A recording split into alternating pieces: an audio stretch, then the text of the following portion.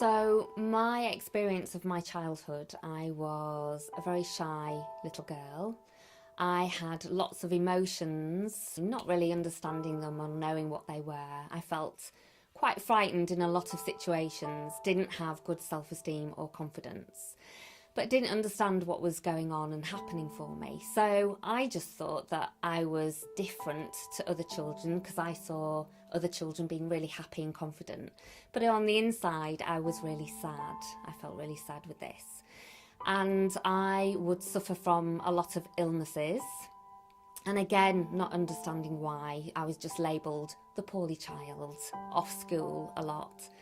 And then I hit my teens, and when I was around about the age of 13, I became really quite poorly and I was in bed for 3 months.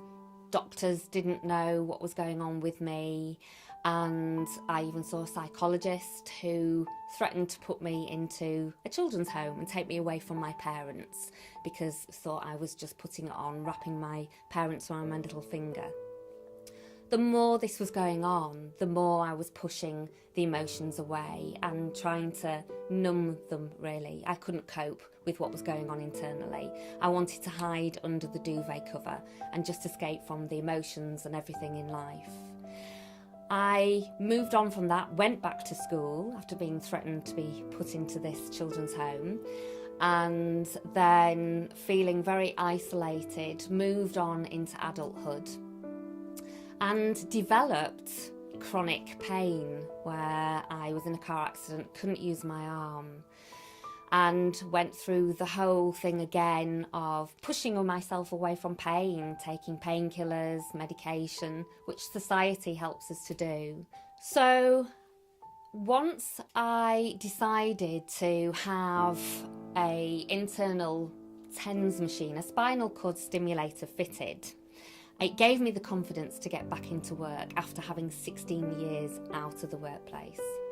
And I was wondering what to do. I knew I wanted to work with children, so I thought I might go back into counselling because I had done counselling courses, or become a play therapist. And a friend actually suggested that I become a coach. And I didn't really understand I hadn't really heard about what coaching was. So I then went and looked into it, and there was a free coaching weekend. I went and did the taster weekend and became a coach. I did my personal development coaching, my youth coaching, and then became an NLP practitioner. The first person that needed and wanted coaching was myself. So I have been on this journey myself, looking inwardly, looking at my emotions, connecting with my emotions. I wish I'd had these tools when I was a child. I really do. It would have helped me so much. I wouldn't have been a poorly child. I wouldn't have suffered from depression.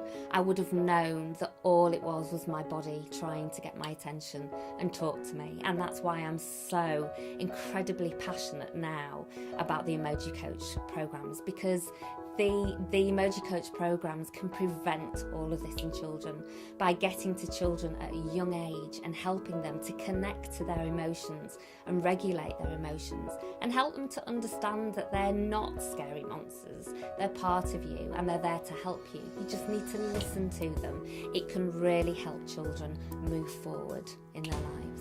So in a group situation, teaching the children about mindfulness and compassion and kindness and helping them be assertive, showing them what that is great, because we do it in a fun way. It's not where children sit and have to listen to us. There's lots of different fun games and activities to help them to learn that. There is always two of us as well with the Emoji Coach. So one is observing, the other one is delivering, and it spices it up for the children. They don't get bored with just one voice as well. We've seen some amazing results which are on our website. So teachers are very impressed with the change of the whole energy in the classroom. With one school, the energy in the classroom was, I can't. The attitude was, I can't do this. The results were going downhill. The whole class was this having this knock-on effect of I can't do. After the 8-week programme, that had changed. The head had already started to see a change within the classroom going through the 8 weeks. Ofsted were there one day and they said, wow. And as far as I know now, this change has still been implemented within the classroom. The teacher was really impressed as well, and it also helped the teacher. She became self-aware with what was going on, and she could carry on and implement the tools that we'd given those children, and it had a ripple effect of positivity. This is missing from the syllabus, and I would love to see this in the curriculum. It's so important and so simple and easy to set up, which is why we train teachers as well, so they know what language to use and how to keep this going once we have left the 8-week programme. It could be just a simple language, a change of language, how you say something, and helping those children to express themselves. That's the thing. How are they feeling? Where are they feeling it in their body? Simple little things brought into family life and into the classroom.